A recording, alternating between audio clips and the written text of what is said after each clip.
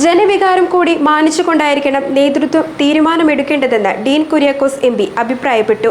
മുഖ്യമന്ത്രി സ്ഥാനം സംബന്ധിച്ച വാദപ്രതിവാദങ്ങളുടെ പശ്ചാത്തലത്തിലാണ് ഡീൻ കുര്യാക്കോസിന്റെ പ്രതികരണം. കോൺഗ്രസിലെ സാധാരണ നടപടിക്രമങ്ങൾ മാത്രമാണ് ഇപ്പോൾ നടക്കുന്നതെന്നും എല്ലാവരുടെയും അഭിപ്രായം കേട്ട ശേഷം ഹൈക്കമാൻഡ് തീരുമാനമെടുക്കുമെന്നും അദ്ദേഹം കൂട്ടിച്ചേർത്തു.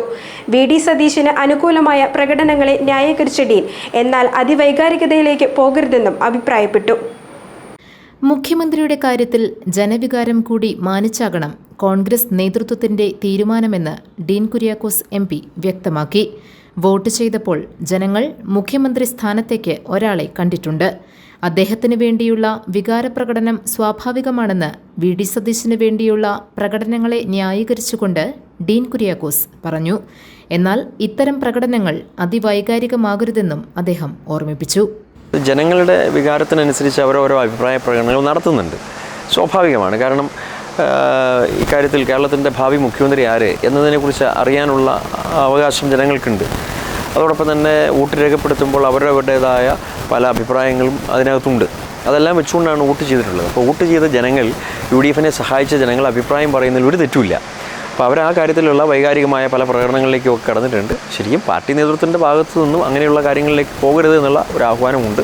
പക്ഷേ അതിനപ്പുറത്ത് ഒരു അതിവൈകാരികതയുടെ ഭാഗമായി കാര്യങ്ങൾ പോകുന്നുണ്ട്. എൻ്റെയും അഭിപ്രായം അങ്ങനെ ഒരു അതിവൈകാരികതയിലേക്ക് പോകേണ്ട കാര്യമില്ല. പാർട്ടി നേതൃത്വത്തെ വിശ്വസിക്കുക. പാർട്ടി നേതൃത്വം യുക്തമായൊരു തീരുമാനം കൈക്കൊള്ളും. ജനങ്ങളുടെ വികാരം കണക്കിലെടുത്തുകൊണ്ട് മാത്രമേ പാർട്ടി നേതൃത്വത്തിന് മുന്നോട്ട് പോകാൻ കഴിയുള്ളൂ എന്നുള്ളതിന് ഞാൻ അടിവരയിടും.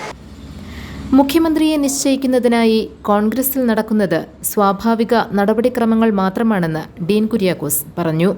MLA-മാരോടും നേതാക്കന്മാരോടുമെല്ലാം അഭിപ്രായം ചോദിച്ച ശേഷമാണ് ഹൈക്കമാൻഡ് തീരുമാനമെടുക്കുന്നത്.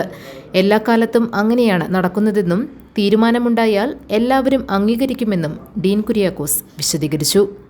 MP-മാരുടെ അഭിപ്രായം തേടിയിട്ടില്ല. അത് നിയമസഭാ സാമാജികരായി തിരഞ്ഞെടുക്കപ്പെട്ടിട്ടുള്ള MLA-മാരുടെ അഭിപ്രായത്തിനനുസരിച്ച് ഇനി അതല്ലെങ്കിൽ അതോടൊപ്പം തന്നെയുള്ള ഉന്നത നേതാക്കന്മാരോടുള്ള കൂടിയാലോചനയുടെ അടിസ്ഥാനത്തിൽ കോൺഗ്രസ് ഹൈക്കമാൻഡ് ഒരു തീരുമാനമെടുക്കും. യുക്തിപൂർവ്വം ഒരു തീരുമാനം കൈക്കൊള്ളുമ്പോൾ പാർട്ടിയുടെ അല്ലെങ്കിൽ UDF-ൻ്റെ നേതൃത്വത്തിലുള്ള ഒരു മന്ത്രിസഭയും മുഖ്യമന്ത്രിയും അധികാരത്തിലെത്തും, അല്ലെങ്കിൽ ഗവൺമെൻറ് ഫോർമേഷനിലേക്ക് ഈ കാര്യങ്ങൾ കടക്കുമെന്നുള്ളത് യാതൊരു സംശയമില്ലാത്ത കാര്യമാണ്.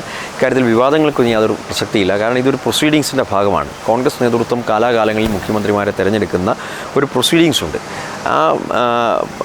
അതിൻ്റെ ഭാഗമായിട്ടുള്ള കൂടിയാലോചനകൾ നടന്നു വരുന്നു. MLA-മാരുടെ അഭിപ്രായം തേടി ഉന്നത നേതാക്കന്മാരുമായി സംസാരിച്ചു. ഇനി ഡൽഹിയിൽ കോൺഗ്രസ് ഹൈക്കമാൻഡാണ് തീരുമാനം പ്രഖ്യാപിക്കേണ്ടത്. GTV news, Kothamangalam.